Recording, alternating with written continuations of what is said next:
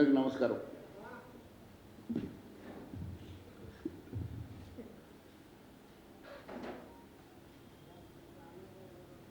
మొన్న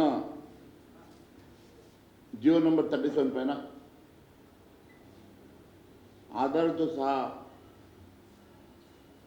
దాదాపు 3,000 కోట్ల రూపాయల కుంభకోణాన్ని బయటపెట్టినప్పటికీ కూడా ఈరోజు వరకు ఈ రాష్ట్ర ప్రభుత్వం స్పందించకపోవడం, దాన్ని బట్టి పూర్తిగా ఈ అవినీతిని వారు యాక్సెప్ట్ చేస్తున్నట్టుగానే మేము భావిస్తున్నాం. ఏ భూమి కోసమైతే గతంలో పిసిసి అధ్యక్షుడిగా రేవంత్ రెడ్డి గారు పోరాటం చేసి 1,000 కోట్ల రూపాయల ఆస్తి అన్యాక్రాంతమవుతుందని ఇష్టానుసారంగా దారాదత్తం చేస్తున్నారని చెప్పి ఆరోపణ చేసినటువంటి ఆనాటి పిసిసి అధ్యక్షుడు, ఈనాటి ముఖ్యమంత్రి అధికారంలోకి వచ్చిన వెంటనే జనవరిలో జీవో 12 ప్రకారం ఆ భూమిని వాపసు గుంజుకొని ప్రభుత్వ భూమిగా ప్రకటన చేసి బోర్డులు పెట్టి 40 రోజుల వ్యవధిలోనే వారి మీద ఎందుకు ప్రేమ వచ్చిందో తెలియదు, ఎందుకు వారు మనసు మార్చుకున్నారో తెలియదు. దాని వెనుక జరిగినటువంటి లావాదేవీల కోసం వెంటనే ఆ భూమిని మళ్ళీ జీవో 37 ప్రకారం వారికే దారాదత్తం చేయడం, దానిని 2 లక్షల్ని 5 లక్షల రూపాయలకి పెంచి 1,000 కోట్ల రూపాయల భూమిని ఇవ్వడం నిజంగా బాధాకరం.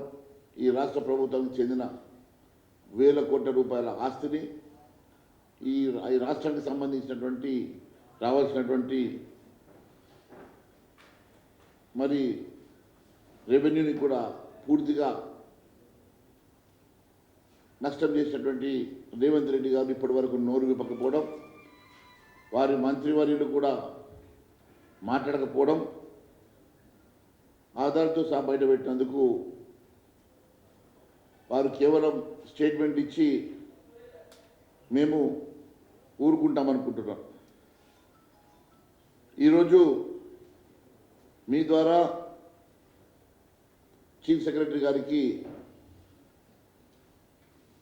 అన్ని ఆధారాలతో సహా ఒక రిప్రజెంటేషన్ ఇవ్వడం జరుగుతున్నది. అలాగే principal secretary, department of revenue, land and అడ్మినిస్ట్రేషన్కి దీని మీద మేము ఇచ్చిన జీవో 37ని వెంటనే విత్డ్రా చేసి ఆ ఆస్తిని ప్రభుత్వ పరం చేసి అక్కడ ఆసుపత్రి నిర్మాణం చేయాలంటే నిమ్స్ మాదిరిగానో గాంధీ హాస్పిటల్ మాదిరిగానో ఆ హాస్పిటల్ని ప్రభుత్వమే ప్రజల కోసం నడిపించవచ్చు. కానీ ఈ రకంగా ఈ 1,000 కోట్ల రూపాయల ఆస్తుల్ని కోర్టు ధిక్కరణ, కోర్టు చెప్పిన తర్వాత కూడా వినిపించుకోకుండా చేయడం, మరి దీనికి మేము చీఫ్ సెక్రటరీ గారికి, ప్రిన్సిపల్ సెక్రటరీ ల్యాండ్ అండ్ అడ్మినిస్ట్రేషన్కి కూడా మేము రిప్రజెంటేషన్ ఇవ్వడం జరుగుతుంది. దాని తర్వాత తుదిపరి మా పోరాటం కొనసాగుతుంది. ఖచ్చితంగా జీవో 37 విత్డ్రా అయి ఆస్తి ప్రభుత్వపరం అయ్యే వరకు మా పోరాటం కొనసాగుతుందని తెలియజేస్తా ఉన్నాను. అదే మాదిరిగా నిన్న రేవంత్ రెడ్డి గారికి సడన్గా రైతుల మీద ప్రేమ పుట్టుకొచ్చింది. పాపం ఓటమి భయంతో తెలంగాణ రాష్ట్రంలో కాంగ్రెస్ పార్టీ చిత్తుగా ఓడిపోతున్నదని, ఎక్కడ లేని ప్రేమ రైతాంగం మీద పుట్టుకొచ్చి ఆగస్టు 15 కల్లా నేను రుణమాఫీ చేస్తానని చెప్తా ఉన్నాడు. అయ్యా ఇలా కొత్తగా చెప్పేది ఏమున్నదని అడుగుతున్నా. నువ్వు డిసెంబర్ 9కి రుణమాఫీ చేస్తా అని చెప్పి గత ఎన్నికల్లో చెప్పినావు. డిసెంబర్ 9 పోయింది, జనవరి 9 పోయింది, ఫిబ్రవరి పోయింది, మార్చి పోయింది, 100 రోజులు పోయినాయి, 4 నెలలు అయిపోయినాయి. మళ్ళీ ఇలా కొత్త బూటకం ఎందుకొని అడుగుతున్నా. రుణమాఫీ చేయాలంటే 35,000 కోట్ల పైచిలకు డబ్బు కావాలి. నువ్వు అగ్రికల్చర్ వ్యవసాయానికి నువ్వు కేటాయించింది కేవలం 19,000 కోట్లు మాత్రమే. నువ్వు వ్యవసాయ రంగానికి కేటాయించింది 19,746 కోట్లు అయితే నీవు ఆ రోజు రైతు డిక్లరేషన్ నీవు ఇచ్చిన ప్రకారం, నీ మేనిఫెస్టో ప్రకారం మీ నాయకుడు రాహుల్ గాంధీ చేత చిలక పలుకులు పలికించినటువంటి రైతు డిక్లరేషన్కి మీకు మొత్తం కావాల్సిన డబ్బులు ఎంతో ఒక్కసారి బేరీజు వేసుకున్నామని అడుగుతున్నా. ఎప్పుడైనా అంచనా వేసుకున్నామని అడుగుతున్నా, ఆలోచన చేసినామని అడుగుతున్నా, రివ్యూ చేసినామని అడుగుతున్నా. నీకు కావాల్సిన రైతు భరోసాకి 22,500 కోట్లు కావాలా, రైతు బీమాకి 1,600 కోట్లు కావాలా, రైతు కూలీలు దాదాపు 60 లక్షల మంది రైతు కూలీలు ప్రతి వ్యక్తికి 12,000 రూపాయలు సంవత్సరానికి ఇచ్చినా నీకు 7,200 కోట్లు కావాలా. నీవు పంటకి 500 రూపాయల బోనస్ ఇస్తా అని చెప్పినావు కదా, మొన్న గెలిచిన తర్వాత వచ్చినటువంటి పంటకి నువ్వు ఎగ్గొట్టావు. మళ్ళీ ఇప్పుడు పంట ప్రొక్యూర్మెంట్ జరుగుతుంది కదా, జరిగేటువంటి పంటకి నువ్వు బోనస్ ఇవ్వాలంటే 11,500 కోట్లు కావాలా. అయ్యా నీ రుణమాఫీకి 35,000 కోట్లు కావాలా. ఇవన్నీ కేవలం రైతు డిక్లరేషన్కి రికరింగ్ ఎక్స్పెండిచర్ కాక నీవిచ్చినటువంటి రైతు డిక్లరేషన్కి 80,000 కోట్ల రూపాయలు అవసరం. నువ్వు కేటాయించింది 19,700 కోట్లు, నీకు కావాల్సింది 80,000 కోట్లు.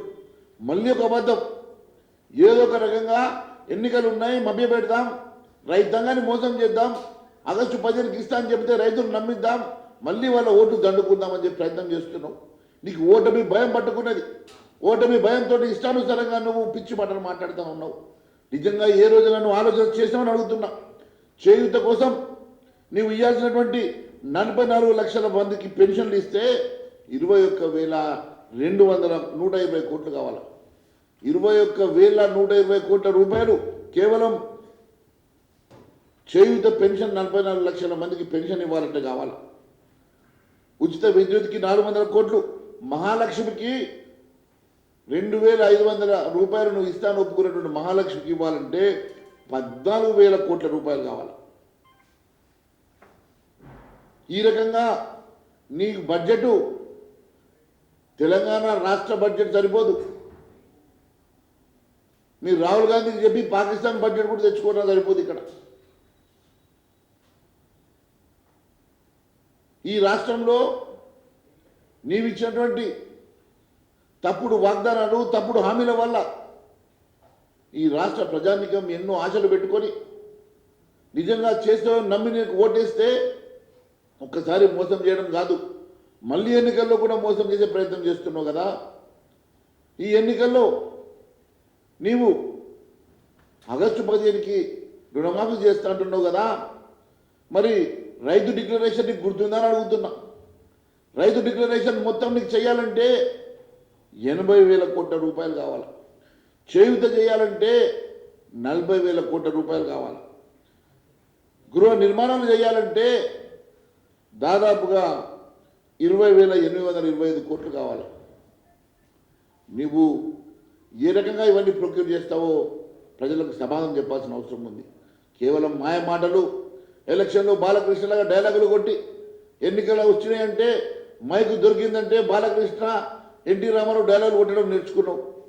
ఎప్పుడన్నా నువ్వు కూర్చొని రివ్యూ చేసి వాస్తవాలు తెలుసుకొని ఏ బడ్జెట్ ఏ డిపార్ట్మెంట్కి ఎంత అవసరం ఉంటుంది నువ్వు ఇచ్చిన మేనిఫెస్టో ముందు పెట్టుకో. మేనిఫెస్టోలో రైతు డిక్లరేషన్ తీయు, దానికి ఎంత అవసరం ఉంటుందో ఒకసారి ఆలోచన చెయ్యి. దాని తర్వాత నీకున్నటువంటి యూత్ డిక్లరేషన్లో మరి యువతకి ఇచ్చినటువంటి మాటలు గుర్తు చేసుకో. దాని తర్వాత మరి కామారెడ్డి బీసీ డిక్లరేషన్ గుర్తు చేసుకో. దాని తర్వాత దళితులకు ఇచ్చినటువంటి డిక్లరేషన్ గుర్తు చేసుకో. ఈరోజు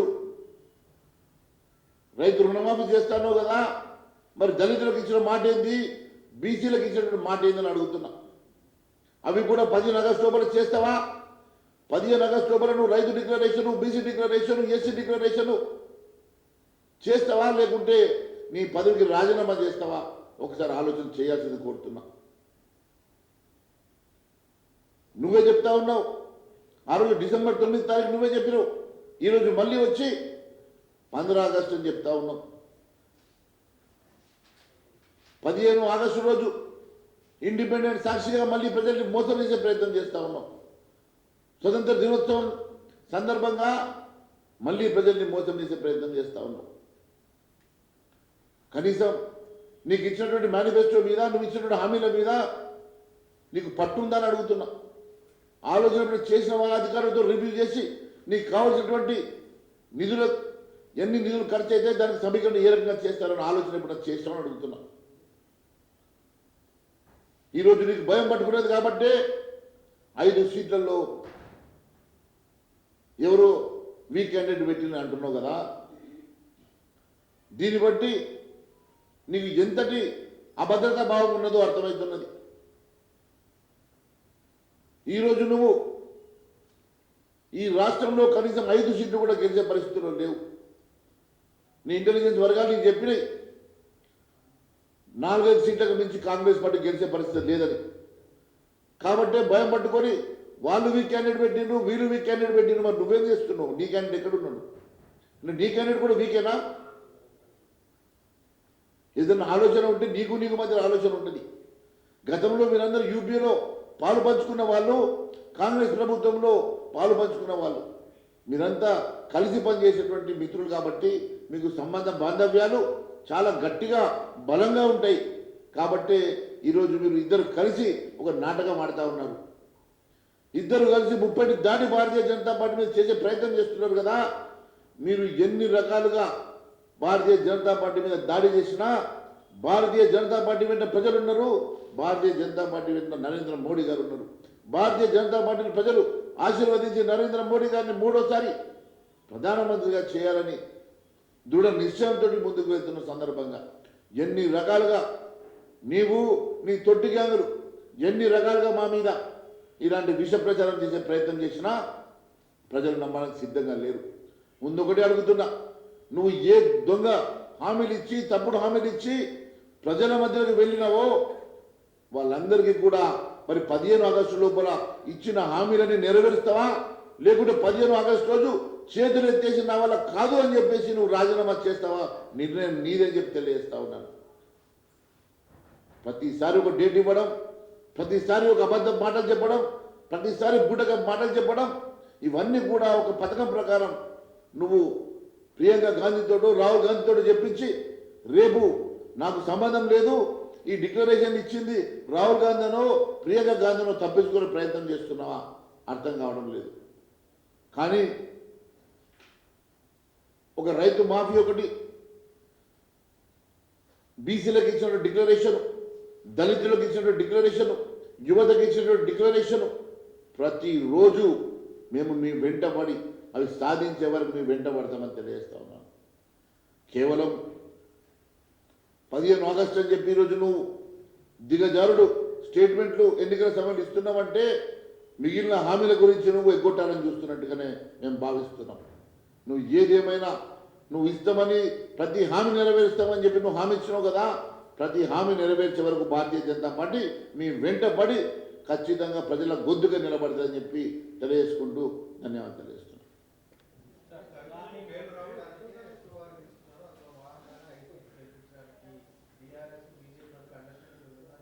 చూడండి, రేవంత్ రెడ్డి ఎప్పుడు ఏం మాట్లాడతాడో రేవంత్ రెడ్డికి అసలు అర్థమవుతలేదు. ఒకరోజు బడేబాయ్ అంటాడు, ఒకరోజేమో భారతీయ జనతా పార్టీకి సిబిఐకి ఏమైనా సంబంధమా? రేపైనా ఓటుకున్నోటు కేసులో జైలుకు పోయినా కూడా భారతీయ జనతా పార్టీ అంటాడు. ఎట్లా? రేపు ఏ కేసు ముందుకు వచ్చినా భారతీయ జనతా పార్టీ. అరే ఈడీ కేసు, ఈడీ మేము గతంలో చెప్పినాం, ఎన్నికల సమయంలో కూడా అప్పుడేమన్నాడు, కవితను అరెస్ట్ చేస్తలేరు, మీకు టీఆర్ఎస్కి ఒప్పందం కుదిరింది అన్నాడు. ఈరోజు అరెస్ట్ చేస్తేనేమో అవి సుపారీ తీసుకుని వినిపిస్తాడు అంటారు. ఏం రకం ఆయన ఏం మాట్లాడుతున్నారు, నోటికి కంట్రోల్ ఉన్నదా, అసలు ఏం మాట్లాడుతున్నా ఆయనకు అర్థమవుతున్నదా? ఈరోజు ఇంకా ముఖ్యమంత్రి అనే సంగతి మర్చిపోదు దయచేసి. మీరు ముఖ్యమంత్రిగా మాట్లాడుతున్నారు, ఇంకా పిసిసి అధ్యక్షుడిగా మాట్లాడే మీరు కొనసాగిస్తున్నారు తప్ప ఒక ముఖ్యమంత్రిగా హుందాగా మాట్లాడితే మంచిదని నేను సలహా ఇస్తున్నాను. ఈడీ కానీ సిబిఐ కానీ ఇప్పుడు ఎన్నికల సమయం, మేము అధికారంలో లేము, వాళ్ళకి తెలియాలా?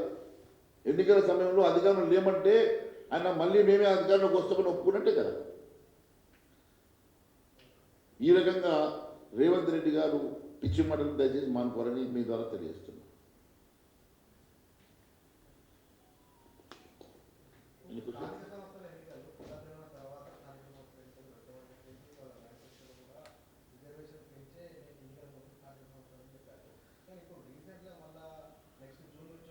ఆయన ఎప్పుడే మాట్లాడతాడో ఆయనకే తెలియదు. ఆయన గజని. ఆయన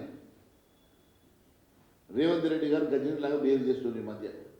ఎప్పుడు ఒక స్టేట్మెంట్ ఇస్తాడో, పొద్దున స్టేట్మెంట్కి సాయంత్రం స్టేట్మెంట్కి సంబంధం లేదు. మీరు అన్నట్టు గతంలో కులగణన జరగాలన్నాడు, ఇప్పుడేమో అదేం సంబంధం లేకుండా మళ్ళీ ఇమ్మీడియట్గా ఎలక్షన్ అంటాడు. ఎందుకనంటే ఇట్లనే ఎలక్షన్ కోడ్ ఉండాలా, ఎవరందరూ బిజీగా ఉండాలా, ఎవరైతే పండుగ రావద్దు, ఆయన మాత్రం ముఖ్యమంత్రిగా ఎంజాయ్ చేయాలా.